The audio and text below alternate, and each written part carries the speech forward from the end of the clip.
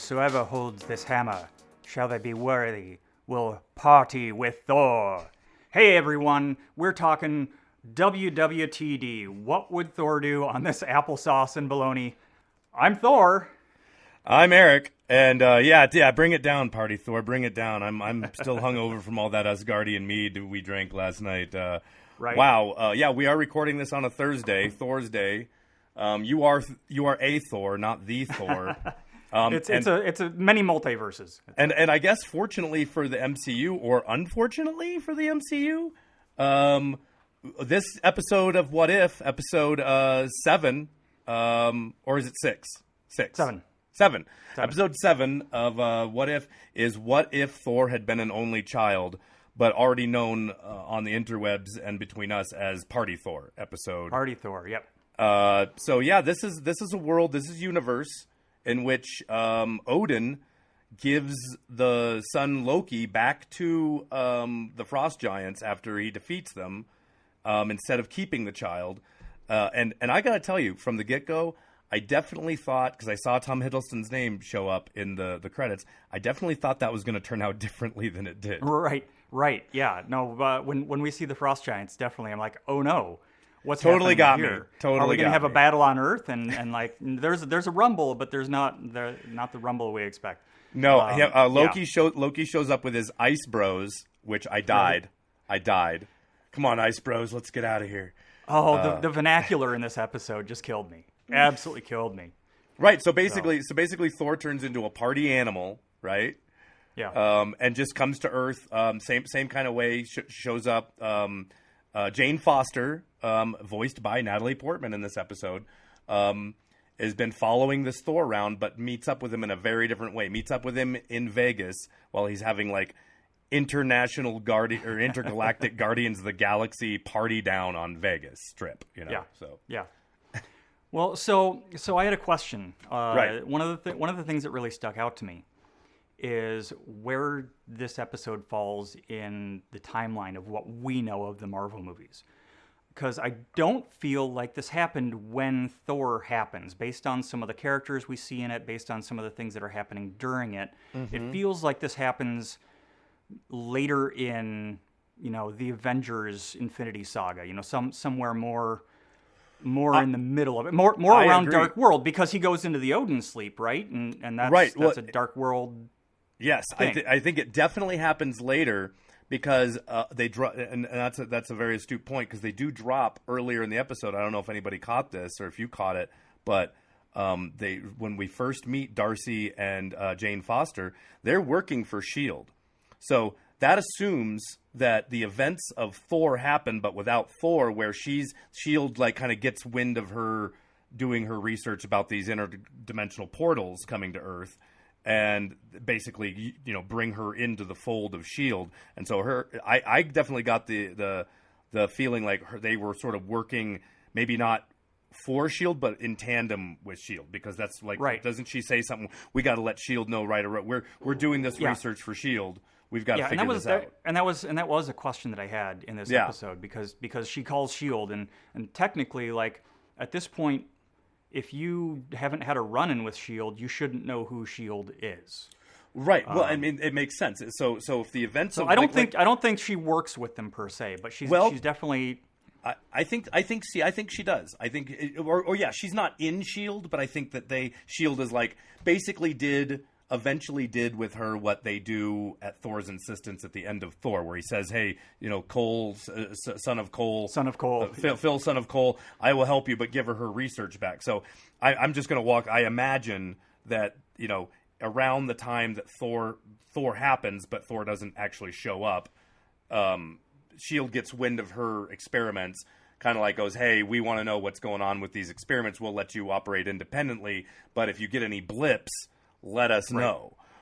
Because she's right there talking with Coulson when they bring it in. And then, okay, so this episode of What If is definitely a send up of like, it should be called Van Wild Thor, or like Thor Goes to College, because it was definitely a send up of like every college party movie, like Animal House. This was Asgardian House or whatever. Right. It was Definitely, and so we got to talk about some of the great turns here. Having Brie Larson come in as Captain Marvel, Yeah. and basically being the person they have to stop the party. They have to call in Captain Marvel. Right. And, yeah. and then when call in the heavy. Yeah. So then when Captain Marvel doesn't work, and this is where this episode killed me. When Captain Marvel doesn't work, then they call in Mom. That's Jane Foster's big thing where she figures out. Well, so I want to talk about Frigga because unfortunately not voiced by Rene Russo in this, yeah. but back during the Killmonger episode when we get the awesome head general of the Wakandan army queen. Right. We made a thing where like, oh, well, she's up there right as badass as Frigga, right? Right. Of this warrior queen. And then here we get to see how scared Thor is of Frigga. Well, and not only that, like everyone's afraid of Frigga. But the thing I thought was funny is I expected to see I did not expect for her to be like, okay, cool, peace out. I'm gonna go have a wine party with my sisters, right, on some other planet, which was just so funny. And then when Jane eventually gets there and busts in on the wine party, I do wish that they'd shown a scene with Jane Foster passed out somewhere on Frigga's table after drinking all the Asgardian wine. That was a great line where she's like, "Is that Chardonnay?" Yeah, it's a kind of Chardonnay. Yeah. Right. But yeah, I mean, all the characters. We only had a couple characters this episode that weren't voiced by the MCU actors. We had Chris Hemsworth, we had Natalie Portman, we had Tom Hiddleston. The main ones. Yeah, that are important. Kat Dennings is back, and I'll tell you, I'm here for all the Darcy content that we can get. Give me all the Kat Dennings all the time. Darcy's great. I really, every time I see her, I know it's going to be great. I would absolutely love, people have been calling for a Jimmy Woo and Darcy Lewis show. And I'll tell you, if Marvel could give us an interaction between Darcy Lewis, Jimmy Woo, and Luis from Ant-Man, right? Like I would lose it. Yes. Give me that, even if it's just a one shot, even if it's a short, seeing the three of them together would be hilarious. But bringing up Darcy and the Frigga character and Natalie Portman being involved in this brings me to another thing I wanted to ask you, which is, we've talked about this with other What If episodes. I really had the feeling like this episode, maybe not even touched by Taika Waititi's hands, but I very much felt like this episode, like some other What If episodes, kind of preparing us for a dark Doctor Strange in Multiverse of Madness or in Spider-Man when we see him, like alternate versions of stuff. I very much got the feeling like that this episode was doing some work for Thor: Love and Thunder, really focusing on Jane Foster and Jane Foster's, like in any multiverse, her connection to Asgard. And strong female characters in Frigga. And I wanted to ask you, is Rene Russo going to come back at all or did we finish her story in Loki? Well, or in Infinity War? It all depends on what the multiverse does, because theoretically in our prime timeline, Frigga's dead. Right. Odin's dead. But then bringing those female characters in and showing those female characters definitely make me wonder if this is kind of preparing us for what we're going to see in Thor and Love and Thunder as far as Jane Foster's character development. Right. Well, and I'll tell you, when this started and we started getting Party Thor and he was being completely irrational and dude bro. Which even more dude bro than bro Thor that we get in Endgame. Right. I really there was a brief moment where I'm like, oh, are they gonna give Jane Foster the hammer here and she's gonna have to stop Thor? Right. But then I'm like, well, they can't do that because we're gonna get that in Love and Thunder. But I definitely think they're laying the groundwork for it in the same way that, like I said, the Doctor Strange thing and seeing Dark Doctor Strange and these different versions, or T'Challa Star-Lord. Yeah. I think they're doing some groundwork in some of these episodes. So yeah. Well, and to talk about that, Sure. you mentioned Dark Doctor Strange again.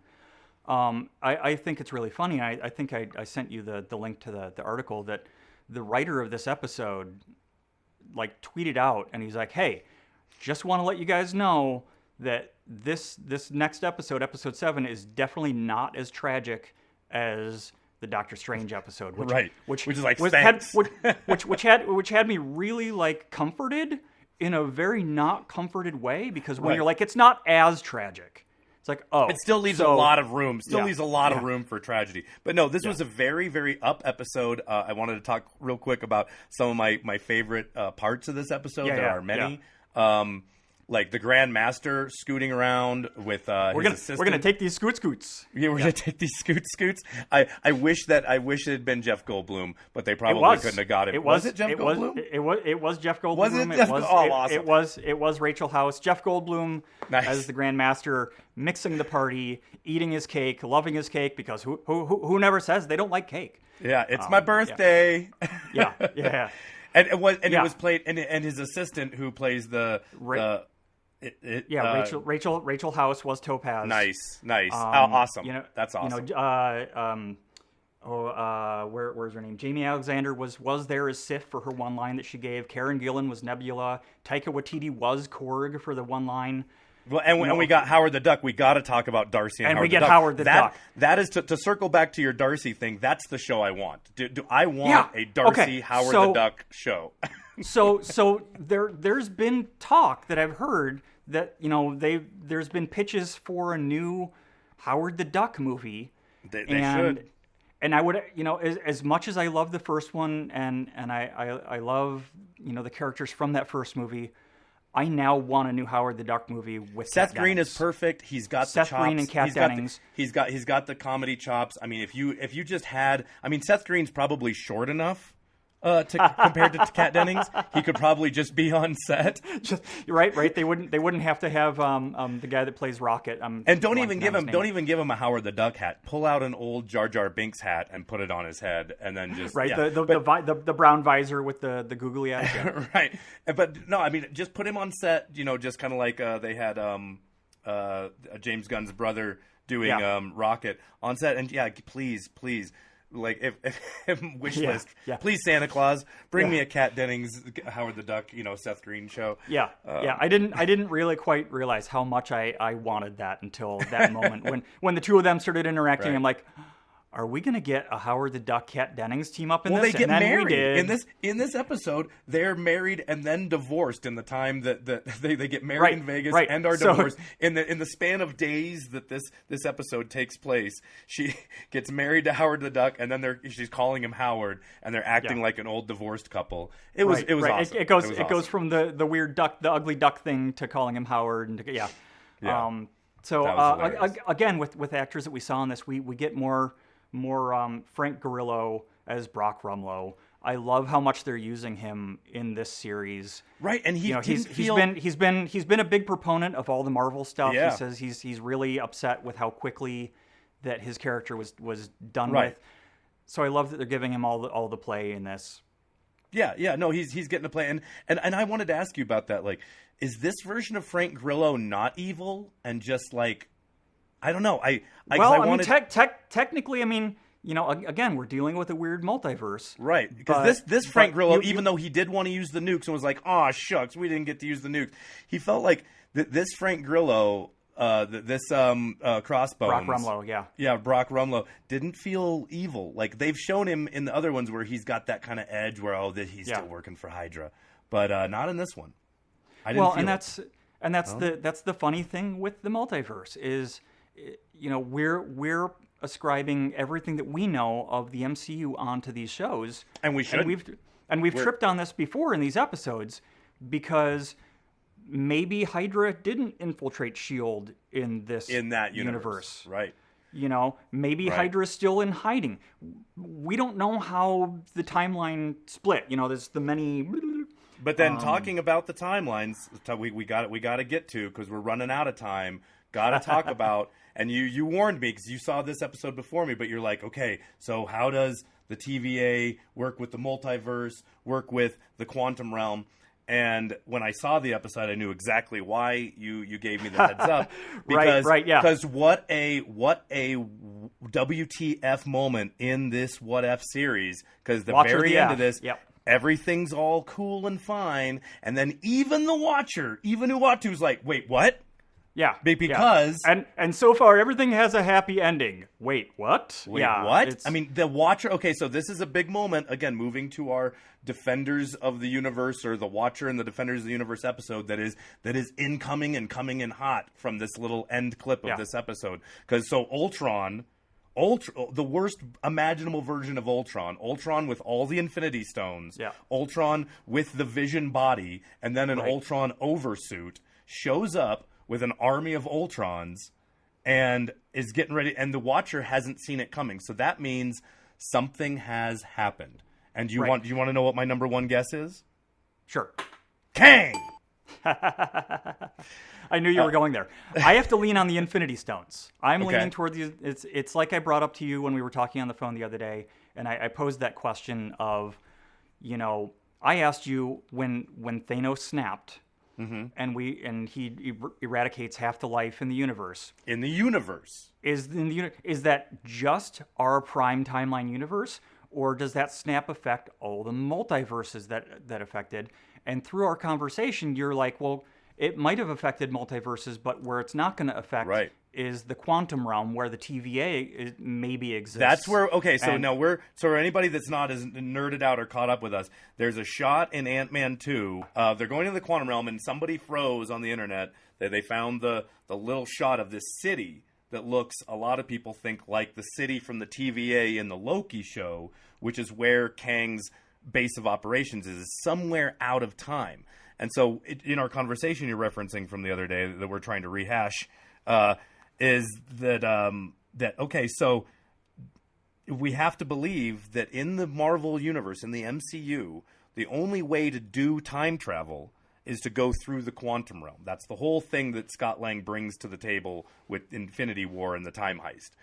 And from the TVA, the only way Kang can do what he's doing with the TVA and pruning timelines is by doing it from his base of operations in the quantum realm, where he can pop into all these other things. So I guess to answer the question, I guess I would say I think that when Thanos did the snap, it affected all universes and took half-life from all the universes. And when they snapped it back, it snapped all of them back. And maybe that's what we're going to find out in the Multiverse of Madness and Quantumania. Maybe it's Kevin Feige training us, okay, here's Quantum Realm, here's Multiverse, here's how they're different, here's how they're connected. That's my crazy theory. That's my crazy baloney. Yeah. And to your point, you mentioned Kang. He's definitely part of this. Kang! But I'm going to go ahead and I'm going to ding myself for the Hyundai commercial, because this is where we see the army of Ultrons. This is where we start seeing that Guardians of the Multiverse start to build, which I think we're just going to see more of in the next two episodes, the last two episodes that we have left. If we end up seeing Kang driving a Hyundai, we won't have an episode that next week, because both of our heads will have exploded. Yeah, absolutely. Yeah. So again, going forward, this is where, what is this Ultron gonna do that prompts the Watcher to pick all these heroes from their timelines? Well, let me tell you. What did Ultron want to do to Earth and all living things on Earth in Age of Ultron? I think same thing. Oh, he spent, I love that meme. Ultron spends 5 minutes on the internet, wants to wipe out humanity. This Ultron, with all the Infinity Stones, he's not going to do what Thanos did. It's not going to be a half measure. It's going to be Thanos at the end of Infinity War, before Tony Stark Iron Man's it. He's going to wipe out all life, just fresh restart. Oh, that's interesting. So he's going to travel through all the multiverses and wipe out all life, which is why the Watcher has to intervene. Because even Doctor Strange only killed all life in his universe. This that's where I was going with that. Yeah. Because it's well, he let that multiverse collapse on itself.